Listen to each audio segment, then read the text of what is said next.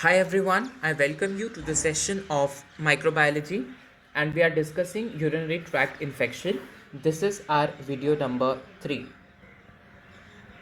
In this video, we are supposed to know a short answer question which is commonly asked but that can be expanded to a long answer question.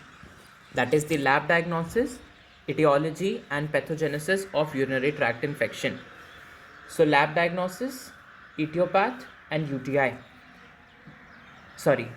Lab diagnosis, etiology, and pathogenesis of urinary tract infection. My dear friends, in this video, as you can see, we have three components to be discussed. The component number one is the lab diagnosis, component number two is the etiology, and component number three is the pathogenesis. So, we will be discussing etiology in A video, then pathogenesis in B video, and lab diagnosis in C video. So let us start our third A video, that is what is the etiology. So if we talk for the etiological agents responsible for causing urinary tract infections, these are, or rather these can be remembered with the help of a mnemonic that is simple ABC in the beginning, that is A, B, C, right? So A, B, C, D को हटा करके right E, F को हटा करके right G, and G से याद रखेंगे GK, and you know that for MBBS student GK is equivalent to what? Is equivalent to PSM. Okay, so A, B, C, E, G, GK, PSM. Okay, now what is A? So with the A, what you can remember is adenovirus. See, adenovirus is very important because adenovirus is the one which is responsible for causing hemorrhagic cystitis. Okay, urinary tract infection means your whole urinary tract. That means your kidney, ureter, bladder, urethra, everything. So this is responsible for causing hemorrhagic cystitis. Okay, what is cystitis? Cystitis is bladder infection. So the hemorrhagic cystitis is being caused by adenovirus, stain number 11 and stain number 21. This was A. Now what is B? So from B you can remember BK virus. BK virus, and from C you can remember cytomegalovirus. Remember, these both are transmitted from transplant. Okay, BK virus and cytomegalovirus. Now BK means what? BK was the first patient in which the transmission or the transplantation transmitted infection were seen. Okay, so B for BK virus, C for cytomegalovirus. Then E. E stands for E. coli. कुछ भी लिखो, ये नहीं लिखा, you will not get marks. E. coli. Now E. coli is responsible for causing both ascending as well as descending type of urinary tract infection. What does this mean? I'll tell you in next video, but for the time being, just learn this, that the ascending one is caused by E. coli stains which lack capsule, but then the E. coli stains which have capsule are responsible for causing descending urinary tract infections. Okay, so this was for E. Now after E you have G. Now what is this G? So this G is gonorrhea basically, right? But then gonorrhea we'll discuss later on. Now what is K? K is your Klebsiella. Okay, K is what? K is your Klebsiella. So along with Klebsiella, one more you can remember, Proteus. Now Proteus and Klebsiella are responsible for causing urinary tract infection along with renal stones. So these are stool white stones. Okay, these are stool white stones, right? So Proteus and Klebsiella are responsible for causing stool white stones. ठीक है, K के बाद आता है P. Now what all organisms you can remember from P?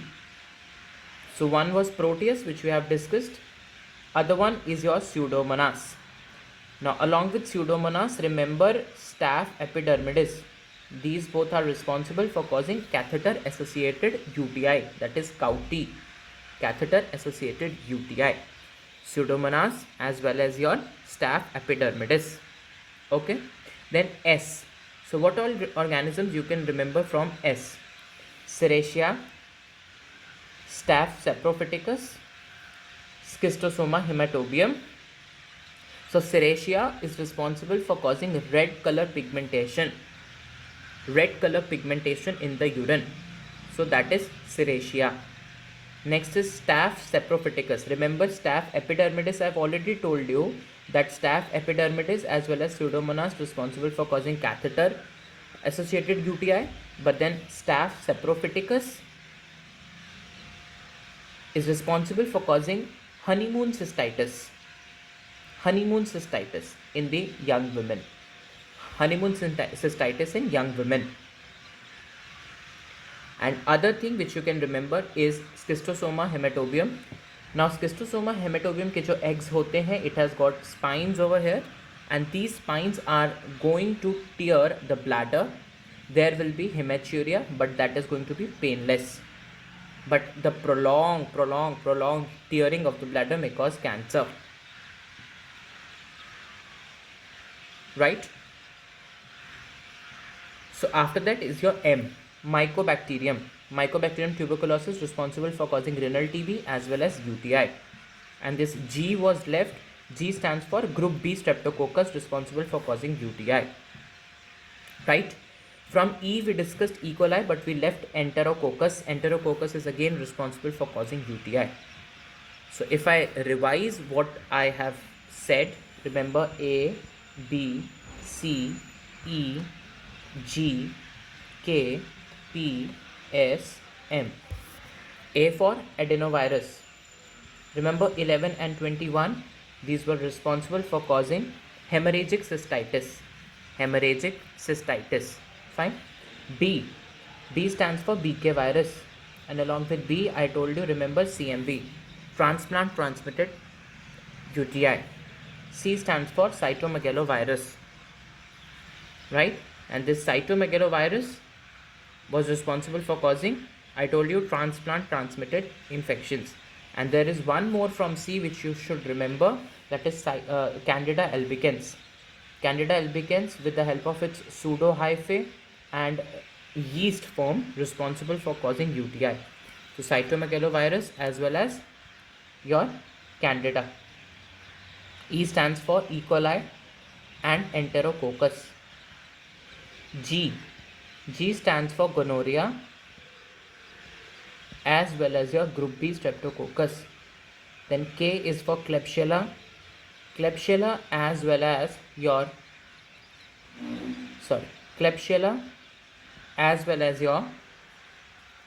Proteus is responsible for causing responsible for causing UTI plus renal stones.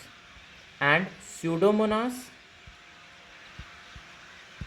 plus Staph saprophyticus, responsible for causing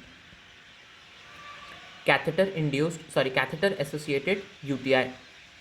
Then S for schistosoma, S for